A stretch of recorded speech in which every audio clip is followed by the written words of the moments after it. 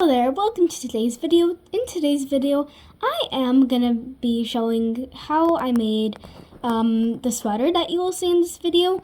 By the way, this is not a crochet pattern, and I'll tell you more information about it as we go along, and it's just a rough explanation of how I made it. And welcome to this channel. In this channel, we make art content, and let's just jump into this video because I do not want to make a long intro. My cropped crochet sweater looks like, and these are the sleeves that I made to it. So this is how my crochet sweater looks like. Just to clarify, I made this without a pattern, which means I did not copy anyone else's work for this. Or stitches or anything like that. I used my mind and muscle memory of stitches and techniques to make it. I did not make a pattern for this, and this is just a rough explanation of how I made this. Please keep in mind that I'm not a professional, and these are just the techniques I used, the stitches I used, and how I made this sweater without using a pattern. And yeah, and before we jump in, I just have to say that I am not a professional and that I usually make crochet stuffed animals, and I kind of went out of my comfort zone with this project, and I'll show you how I made this with only knowing techniques for making stuffed animals and how I made this with my muscle memory. And at the end of this video, I'll show you how to make each stitch. In the beginning, this is the body part. It's cropped, so it's not as long as a normal sweater would be. And these are how I made the arms. The arms seem long, but believe me, it's not when you wear it. So let's begin at the arms. I started with the arms first, and then the last part of this was the body. I made two exact arms. They are not the same color because I used color changing yarn, which color changed by itself. You could use any yarn of your preference, and I'll show you what yarn I used, what hook I used, and all at the end of the video. So if you want to see that, just go at the end. So first for this, I started with a chain, and then connected it to make a little circle. I'll show you how to make that also at the end of the video. And then I started double crocheting to make the flare on the sleeves. If you don't want to make a flare, just you make a smaller circle at the beginning with the chains.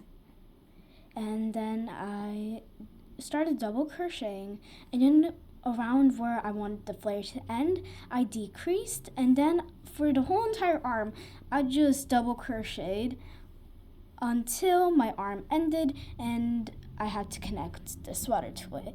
And then I made another matching arm, which was the same size from my other arm. So I made that, used the same technique and all, and I kind of knew how to make this with stuffed animals. So all I had to use was different stitches that you would usually use for amigurumi, and I connected this part, the arm, to the sweater by doing this. So first, for the sweater part, I'm wearing something like this right now. I kind of copied that my sweater. So over here, my arms, at first you have all this, and then you connect the arm. First, you have to have at least this much material until you connect the arm. I used that explanation to connect my arm, as you can tell over here. So first, I just made a giant circle like I made at the beginning of the arm, the chains. First, I chained however long I wanted it to be because I did not use measurements. So it's kind of, like I said in the beginning of the video, it's trial and error, but as long as you want it to be, I chained it, I connected the chain, and then I think I kind of like double crocheted after that, like up to the arm part, and then I connected the arm part by single crocheting into it. The same thing I did with the other arm. So I also didn't use precise measurements, but But I highly recommend having a clothing piece that you want to base this on. This is very important, and I feel like it will help you a lot. Once you have the arms connected, you just double crochet down. And that's what I personally did. I know that there are a lot better ways to make this, but that's what I personally did. So yeah, that's basically what I did.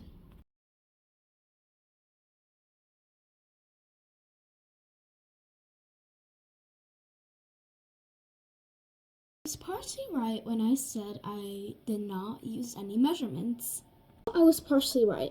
But I did use two techniques that helped me make a sweater my size without measurements, because I do not like measurements. I do not like measuring, so let me just show you what I did. First, I recommend having a clothing item that you want to base off of the sweater off of. I used a tank top. I know because I really liked how the tank top fitted me, so I just used the measurements off of that for the sweater. You could use anything else, but I really liked how that fit me. So the clothing piece that you choose could look completely different from the sweater that you have envisioned, but if you know how it fits your body, if you really like how it fits your body, then I highly recommend basing that for your fit. Another way that also allowed me to create my sweater without any measurements is trying the piece on frequently during the making of it, which helped me know how it was gonna fit, and which helped me fix mistakes, like when it was too tight, loose, etc. Well, now you might be thinking, what type of yarn did I use? What stitch did I use? What crochet hook did I use? Well, right now I'm gonna explain it all.